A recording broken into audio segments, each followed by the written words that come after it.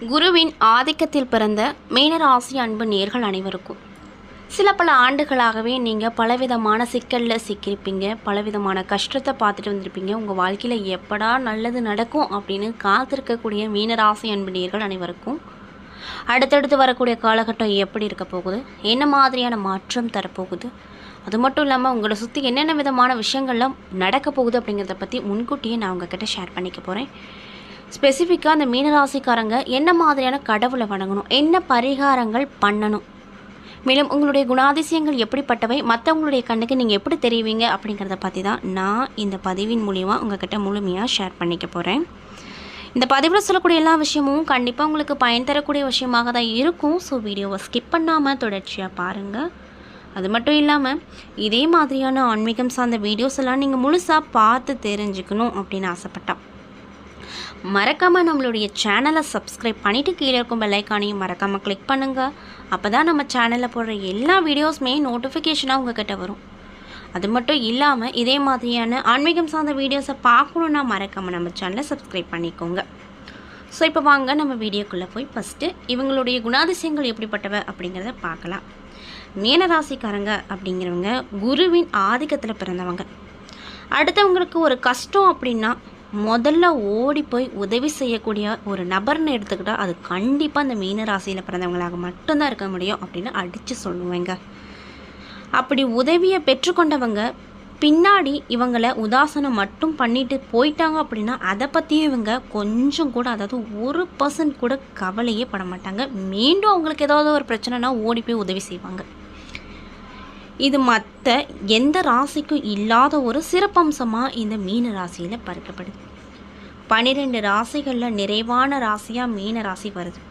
குருவின் காரகத்துவம் பெற்ற ராசி அப்படிங்கிறதுனால தூய்மையும் வாய்மையும் மிக்க நல்லவர்களாகத்தான் இவங்க கண்டிப்பாக இருப்பாங்க. மீனராசிக்காரங்களுடைய பலம் என்ன அப்படின்னு பார்த்தீங்கன்னா, இவங்க நல்லவங்களாக இருப்பது தான் பலம். பலவீனம் என்னன்னு பார்த்தீங்கன்னா, அதுவும் இவங்க நல்லவங்களாக இருப்பதே ஒன்று தான் பலம். அப்படி அதாவது பலமும் பலவீனமும் ஒரே விஷயந்தான். நல்லவங்களாக இருக்கிறது மட்டும்தான் இவங்களுக்கு பலம் மற்றும் பலவீனமாக பார்க்கப்படுது. வாழ்க்கையில் பல விஷயங்களை கண்டிப்பாக இழந்திருப்பாங்க. இருந்தாலும் கூட இது நாள் வரைக்குமே இப்படி இருந்துட்டேனே, இனியும் இப்படி இருந்து இப்போ வரைக்குமே இப்படி இருக்கனே அப்படின்னு ஒரு நாள் கூட இவங்க ஃபீல் பண்ணியிருக்கவே மாட்டாங்க.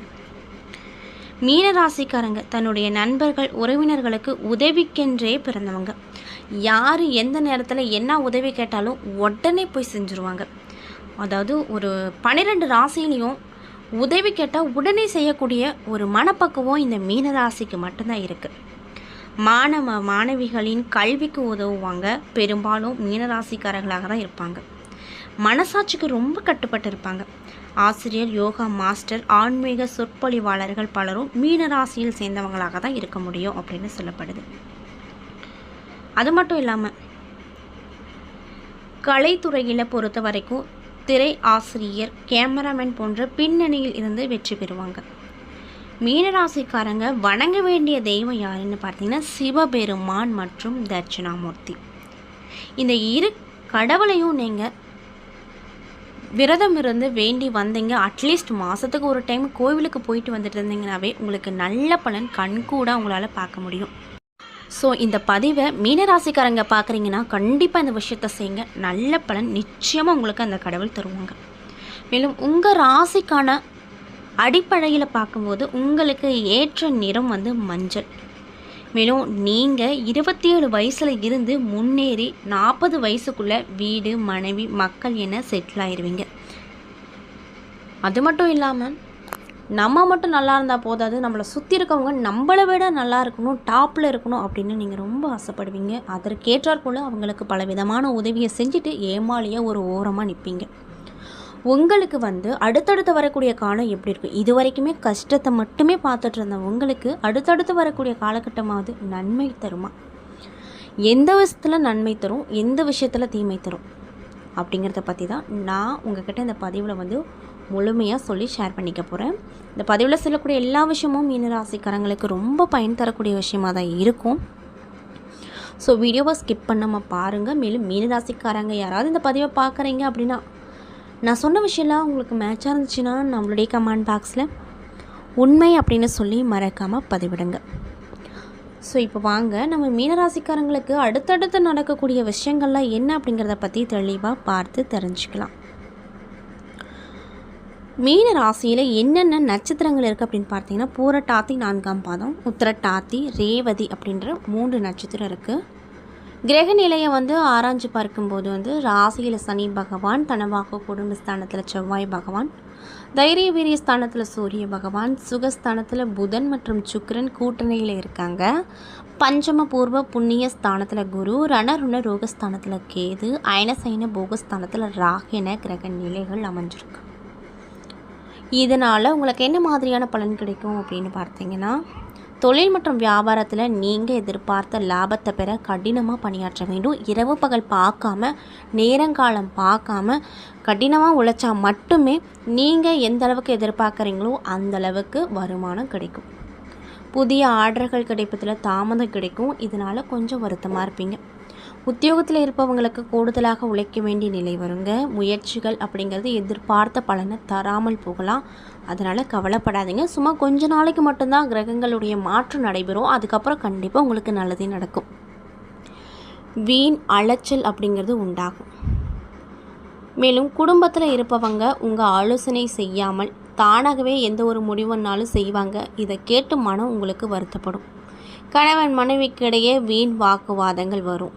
அதனால் பேச்சுவார்த்தைகளை கவனமாக இருங்க. பிள்ளைகளுடன் அனுசரித்து போவது நல்லது. எதிலுமே முழு கவனத்தோடு ஈடுபடுவது நன்மையை கொடுக்கும். பணவரத்தும் எதிர்பார்த்தபடி இருக்கும். அது மட்டும் இல்லாமல் உங்கள் பேச்சுக்கு மற்றவர்கள் செவி சாய்ப்பாங்க. புதிய நண்பர்கள் நிறைய பேர் கிடைப்பாங்க. தொலைதூரத்தில் இருந்த நல்ல தகவல்கள் வருங்க.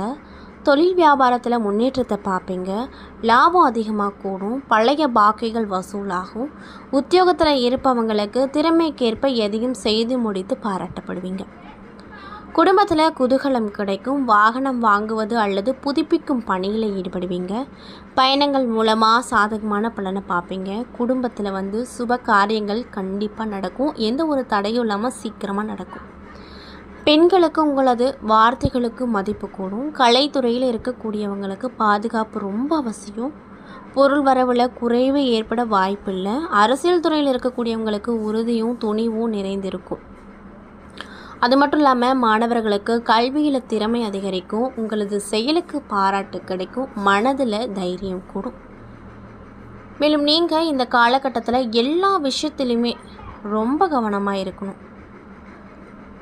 உங்களுக்கு இருக்கக்கூடிய சிந்தனை மேலோங்கும். எல்லா காரியங்களும் நல்லபடியாக நடக்கும். எடுத்துக்கொண்ட வேலையில் இருந்து வந்த பிரச்சனைகள் தீரப்போகுது. ஆராய்ந்து செய்யும் ஒவ்வொரு செயலுமே சாதகமான பலனை தான் கொடுக்கும். ஆயுதங்களை கையாளும் போது மட்டும் ரொம்ப கவனமாக இருங்க. மேலும் தனாதிபதி சூரியனுடைய சஞ்சரம் பணவரத்தை அதிகமாக ஏற்படுத்தும். பேச்சின் மூலமாக இனிமையான சாதுர்த்தியம் இவற்றால் நீங்கள் என்ன மாதிரியான விஷயங்களை எதிர்கொள்கிறீங்களோ அந்த விஷயங்கள் எல்லாமே சாதகமாக முடியும். புண்ணிய காரியங்களில் நாட்டம் அதிகரிக்கும். தாயுடன் அனுசரித்து போவது நல்லது. மேலும் பூர்வீக சொத்துக்கள் மூலமாக வர வேண்டிய லாபங்கள் கிடைக்கும் அப்படின்னு சொல்கிறாங்க.